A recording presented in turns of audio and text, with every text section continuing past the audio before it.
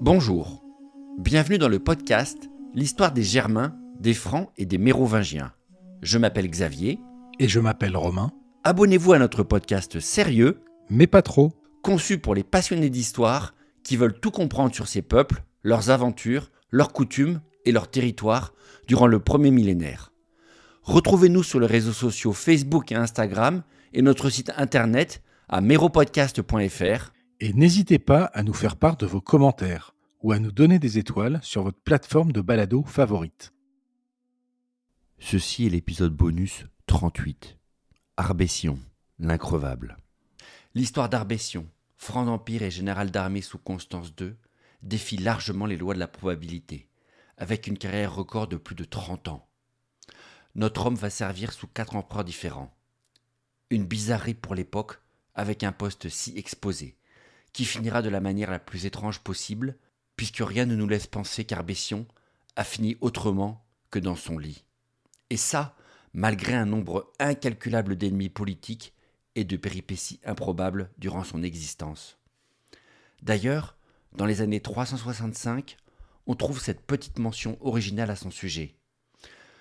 Procope se crut par cette victoire élevé au-dessus de l'humanité, oubliant que tel est heureux le matin et que, d'un seul tour de roue, la fortune rend le soir le plus infortuné des hommes.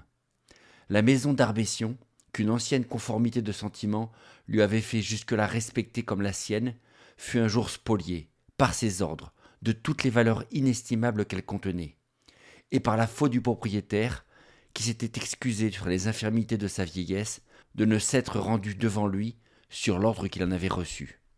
Ammien Marcellin, livre 26, chapitre 8.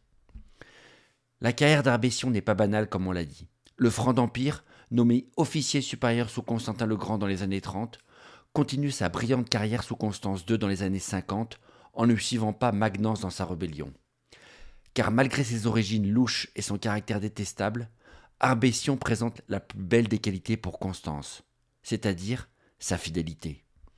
Constance lui pardonnera tout, son échec autour du lac de Constance en 54, sa méchanceté comme sa cupidité insondable, puisqu'il va jusqu'à s'accaparer les biens de Sylvain, après avoir tout fait pour le perdre.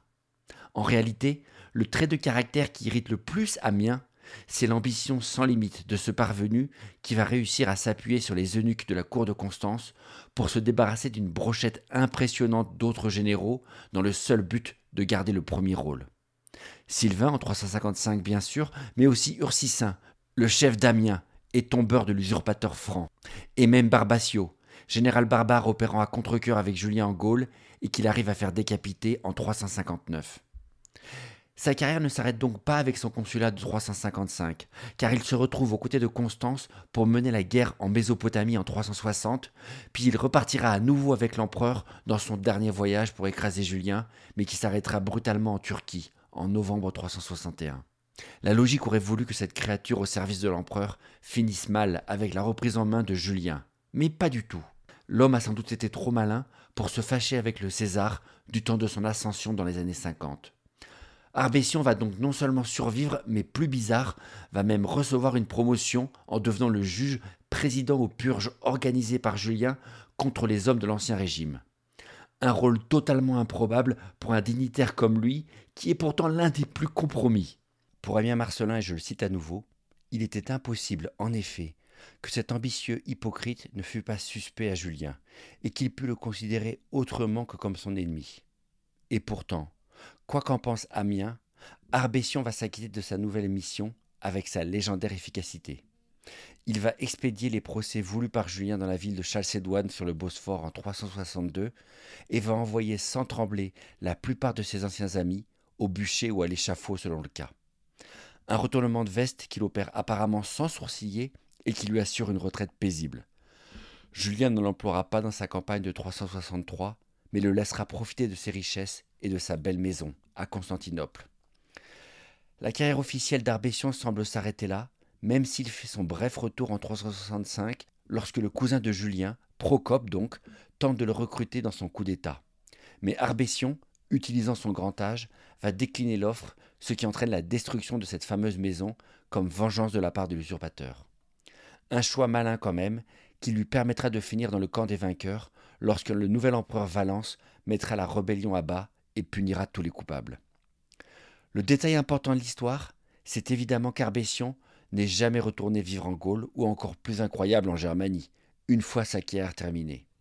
Non, le Franc d'Empire a fini sa vie comme tout bon dignitaire romain de l'époque, sur les bords du Bosphore à Constantinople, et dans une belle maison de patricien, remplie des richesses accumulées durant son incroyable carrière au service de l'Empire.